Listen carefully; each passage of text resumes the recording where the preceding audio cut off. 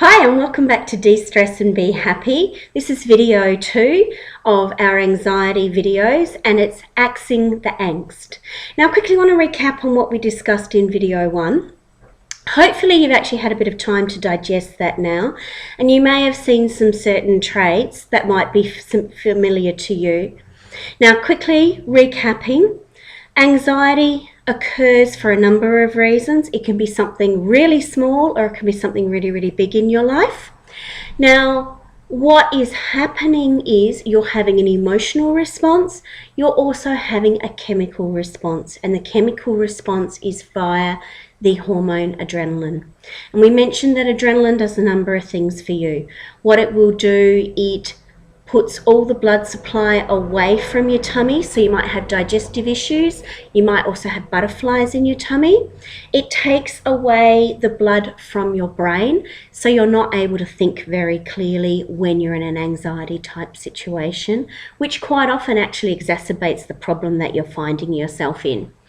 It also puts lots of your blood into your shoulders, arms and legs and makes them really, really tight. So you might also find yourself having neck, shoulder, even leg issues.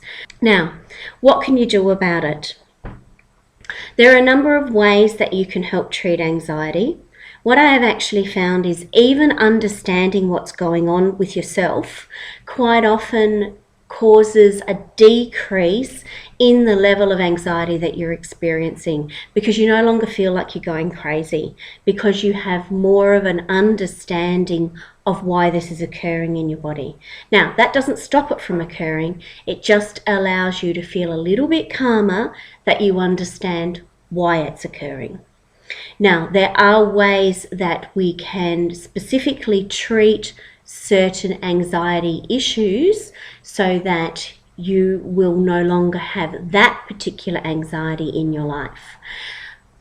There are a number of different types of practitioners who do that, myself included, and I'm a kinesiologist. Now, kinesiology works fantastically with anxiety to help decrease it or remove it completely.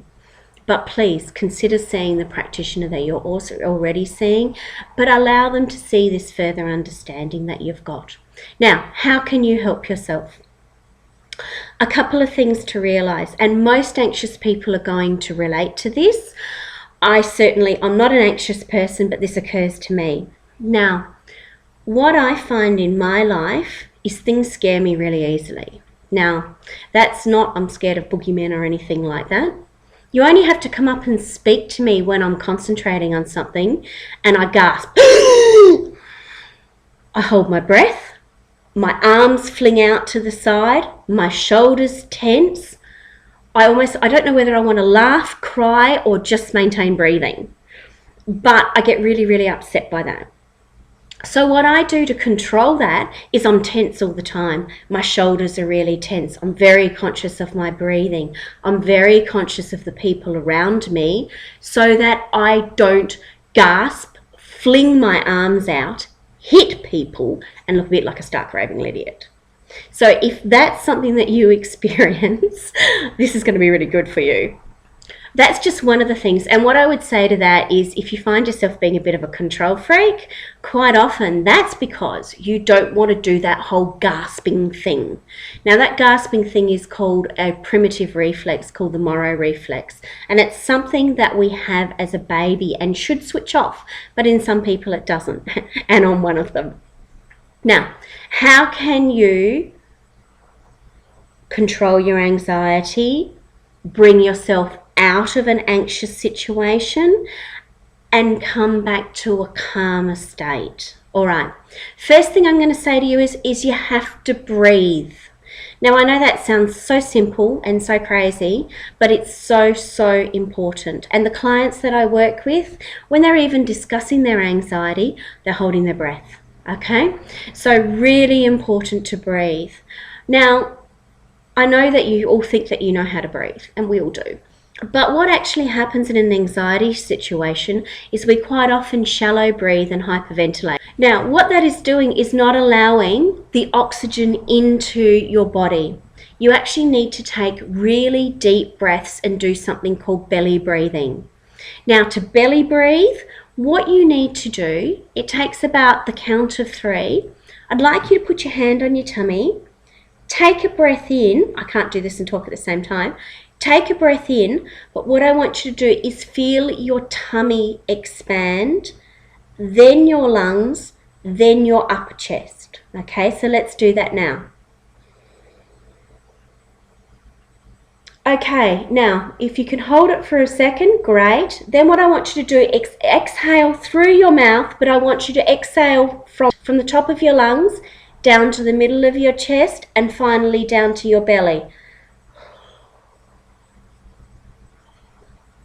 So the great thing to do while you're doing this is count to 3. Breathe in, 1, 2, 3, hold.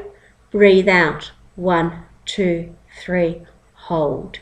Now what that will automatically do is that's actually going to get your breathing back under control, and it works with your parasympathetic nervous system as well. What it means, it starts to relax you. Also, while you're concentrating on your breathing, generally you're actually starting to worry less about the situation you find yourself in. So that's the first one, and it's absolutely fantastic, and you can use it in any situation. Now, one of the ones that I really like and works fantastically is called emergency stress release technique. Now, this is really simple. You hold some acupressure points on your forehead. However, don't worry about finding them because you'll never find them. But if you can pop your hand on your forehead here, what this does is when you're in an anxiety situation and the blood supply drains away from your brain, holding your hand here on these acupressure points brings back the blood supply to the front part of your brain. Now, this is the rational part of your brain. This is the adult part of your brain. And you know when you're really, really anxious and you just can't think straight and you think you're going nuts? That's because there's no blood supply here in the rational part of your brain. So hold this for a couple of minutes. Now, what I'm also going to ask you to do is just do that breathing again at the same time.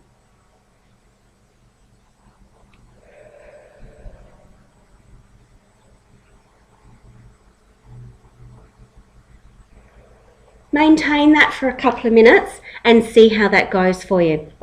Now, I've got another great one as well. What also happens while you're in this fight, flight, anxious state, not only can you not think very clearly, but quite often you can't see very clearly. Everything's just up in the air and absolutely crazy. So I'm going to ask you to do this next one, which is the same as before. Pop your hand back on your forehead, but what I would like you to do now is find the egg on the back of your head. It's called your occipital protuberance. It's that egg bit just above your neck. Can you feel that? Now just hold your hands there for up to a minute or two, and again, just watch your breathing. And maintain that. Now, this is absolutely brilliant to do for yourself or to do for somebody else. Now, the best bit is you can do this anywhere, okay? Brilliant at work, brilliant for the kids, works fantastically. I use it in anxiety type situations. I also use it anytime somebody is upset. It's the first thing I actually go for. Now, all of those 3 tips are going to help reduce the adrenaline level in your bloodstream and bring you back to a calmer, more rational state. I hope that's been of interest to you and of benefit. There's plenty more that you can do for yourself. I would suggest that you consider contacting a kinesiologist, a counsellor, or even a psychologist or psychiatrist about your particular issue, because anxiety is held at a cellular memory within the body. So every situation that's ever occurred to you in your life is held at a cellular memory. A similar type situation will trigger that off, and that's what may be triggering your anxiety. A kinesiologist can change that for you.